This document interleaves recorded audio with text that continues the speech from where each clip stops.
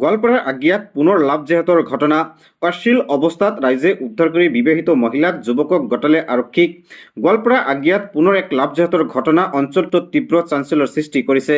ঘটনাৰ সবিশেষ জানিব পৰা মতে উৰপদ বিলৰ প্ৰাকখনত স্থানীয় ৰাইজে জনজাতীয় বিবাহিত মহিলাক এজনৰ সৈতে মুছলিম সম্প্ৰদায়ৰ যুৱকৰ অশ্লীল অৱস্থাত উদ্ধাৰ কৰি আৰক্ষীয়ে আগিয়া আৰক্ষীক গতাই দিয়ে।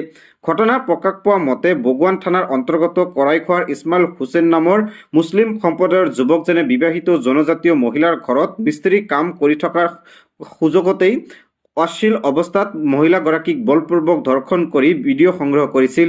পিছত মহিলাগৰাকীৰ ব্যক্তিগত কামত কৃষ্ণাই ব্লকলৈ আহোঁতে লম্পট যুৱকজনে মহিলাগৰাকীক তাৰ লগত ফুৰিবলৈ নগ'লে ভিডিঅ'সমূহ ছ'চিয়েল মিডিয়াত ভাইৰেল কৰি দিয়াৰ ভয় ভাবুকি দিয়ে। সেইমতে মহিলাগৰাকী লৈ আহি আগিয়াৰ উৰপদ বিলৰ প্ৰাকখনত দিনৰ পোহৰতে অনৈতিক কাৰ্যত লিপ্ত হয়। স্থানীয় একাংশ ৰাইজে ঘটনা প্ৰত্যক্ষ কৰি দুয়োকে আটক কৰি আগিয়া আৰক্ষীক গতাই দিয়ে। ইতিমধ্যে মহিলাগৰাকীৰ স্বামীয়ে ঘটনাৰ সম্পৰ্কত আগিয়া আৰক্ষী থানাত এখন এজাহাৰ দাখিল কৰে। গোচৰ ৰুজু কৰি তদন্ত অব্যাহত ৰাখিছে আগিয়া আৰক্ষীয়ে। সি মোক জৰ্জবস্তিকে ফোন কৰি মাতিছে যে পাৰ্কত আহা, উৰপদ বিললৈ আহা।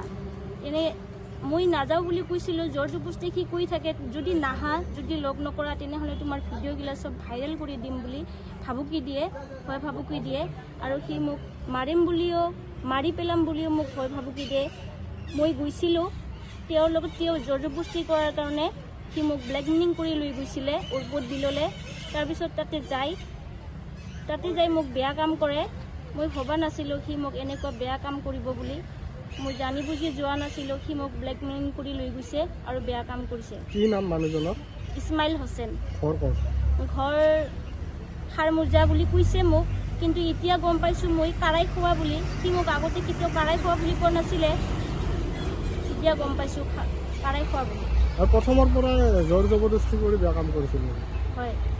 না মানুহজনে প্ৰথমে তোমাক ক'ত ঘৰ বুলি কৈছে? কাৰাই খোৱা নে খৰমুজা কৈছে? কিবা সি খৰমুজাই কৈছিলে মোক। অঁ, গোৱালপাৰা খৰমুজাই কৈছিলে, কাৰাই খোৱা কেতিয়াও কোৱা নাছিলে। আপোনাৰ ঘৰত কি মিস্ত্ৰী কৰিছিল? অঁ, মোৰ ঘৰত মিস্ত্ৰী কৰিছিলে। মোৰ বাবাই ঘৰ বনাই দিছিলে, পিছত সি তাতে মিস্ত্ৰী কৰিছিলে, জগালে হৈছিলে। সি তাতে বেয়া কাম কৰিছে, জৰ্জবস্তি কৰি মোক ব্লেকমেইলিং কৰি সি ভিডিঅ' বনাইছে।